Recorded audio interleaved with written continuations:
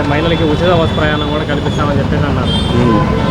అలా కల్పిస్తే సామాన్యుడికి భారం ఏమైనా పడాలి? ఏం పడదండి, బాగానే ఉంటుంది, బాగుంటుంది.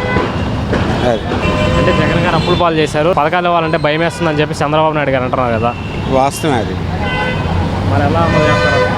చేస్తారు. చంద్రబాబు నాయుడు గారికి ఆయనకి జగన్ గారికి చాలా తేడా ఉంటుందిగా.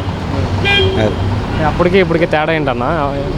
నిదానంగా తెలుస్తుంది. అప్పుడే 2 నెలలేగా, 2 నెలల్లో ఏం తెలుస్తుంది తెలియదు కదా. అంటే వైసీపీ ఓడిపోవడానికి కారణం ఏంటంటారు? అది కేవలం జగన్ గారి ఇదే, అంతే. అది జనాల్లో వ్యతిరేకత ఉంది, ఓడిపోయాడు కారణం. అది అంటే గతంలో అభివృద్ధి ఏం జరగలేదంటారు?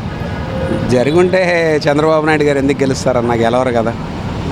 అది అంటే ఈవీఎం ట్యాంపరింగ్ జరిగింది, ఎక్కువ పథకాలు ఇచ్చారని చెప్పి జగన్ గారు అంటారు. లాస్ట్ టైం కూడా అట్లాగే అనుకోవచ్చు కదా. మరి లాస్ట్ టైం కూడా అట్లాగే జరిగిందని అనుకోవచ్చు కదా. ఫైనల్గా పవన్ కళ్యాణ్ గారి గురించి అడిగితే ఏం చెప్తారు సార్? పోయినసారి 2 సార్లు ఓడిపోయారు, ఈసారి పోటీ చేసిన ప్రతి చోట గెలిచారు కదా సార్, ఎలా ఫీల్ అవుతున్నారు? జనాలు మార్పు కోరుకున్నారు, గెలిచారు, అంతే. ఏముంది దాంట్లో?